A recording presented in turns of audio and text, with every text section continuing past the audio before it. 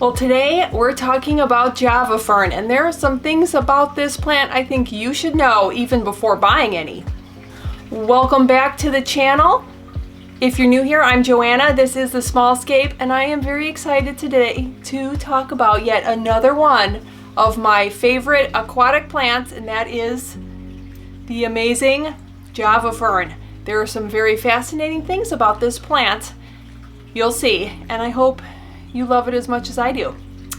So, first off, scientific name, Java Fern is Microsorghum terapus. It is a great plant. It's very hardy, really good for beginners, but also intermediate advanced plant keepers love this plant because it is so awesome.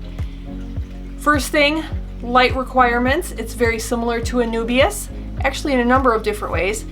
Light, it likes low to medium light. Not really a big fan of high light. You'll probably find that it burns.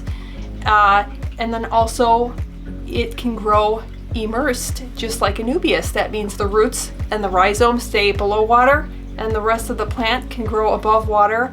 Very cool. And also water temperatures. It handles a wide variety of water temperatures. You can go down to very cool water, like the upper 60s, and it can handle up until I think even lower 80s. So a wide variety of water that it will put up with.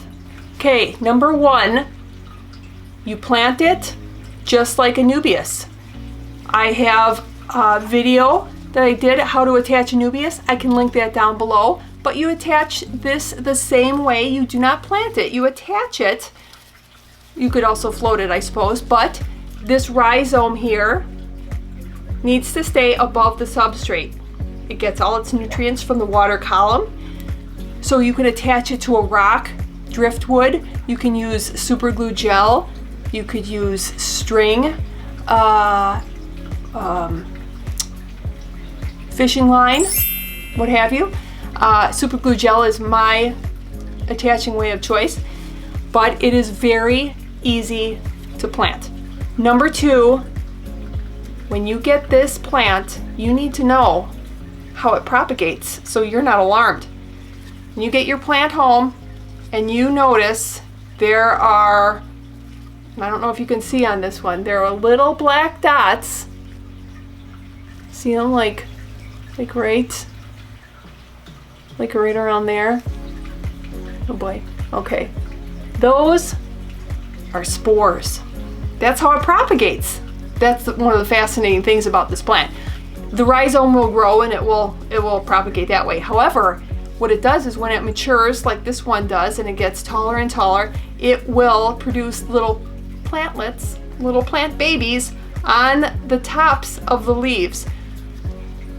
I first thought that was kind of creepy, but now I think it's very cool. So you can leave these little plantlets on the leaves. You can pull them off very gently. Your choice. You can pull them off and then attach them onto rocks and create more plants that way. Or, really cool thing, keep in mind that the spore is on the leaf. And actually, if this leaf were to come off, say it were to rip, that's totally fine because the plant is coming from the spore and the leaf does not actually need to be connected. So if your leaf rips and it has little spores on it, just let it float around. It will actually produce little plant babies off of the little leaf rip part. Crazy, huh? Now I call this, I guess, 2B. Keep in mind when you get your plant, especially from the big box stores, in the tube, I call them tube plants, they frequently will tie a bunch of plants together with black string. Why?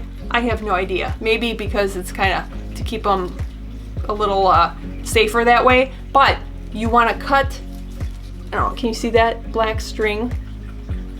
Take a good look at it and you just cut the black string and separate all these little plant pieces because there's a number of plants here. And don't worry too much about hurting the roots because even if you trim the roots and get them shorter, the plant will be totally fine. Number three, last thing that I think you should know before buying any Java Fern is keep in mind all the different varieties. So yes, your traditional Java Fern, which this is a very great, well, it doesn't look very normal because it's got all these little plant babies on it, but your typical ordinary Java Fern is a great looking plant. But you need to keep in mind all the different varieties. They have needle leaf, narrow leaf. Those are both very long and kind of more skinny sort of leaves. And then one of my favorite Java Ferns, this is a little guy. This is a Java Fern Windeloff, otherwise known as lace. Oh, look at that. This is an awesome looking plant. They also have another one of my favorites, we just don't have any right now, is Trident. Definitely look that one up. It's very cool. And yes, you can find a lot of these, although I've never seen Trident at Petco or PetSmart. You can look out and get a lot of these at Petco, PetSmart, the big box stores. But you can also look at flipaquatics.com. They are a channel sponsor for our other channel, Primetime Aquatics. I did just look, and they had almost all of these varieties in stock right now. So definitely check those out. So thanks so much for watching. Hopefully you learned something new, or maybe you love Java Fern as much as I do. Let me know down in the comments below. Do you have a specific kind of Java Fern that you absolutely love? And I will see you in the next one.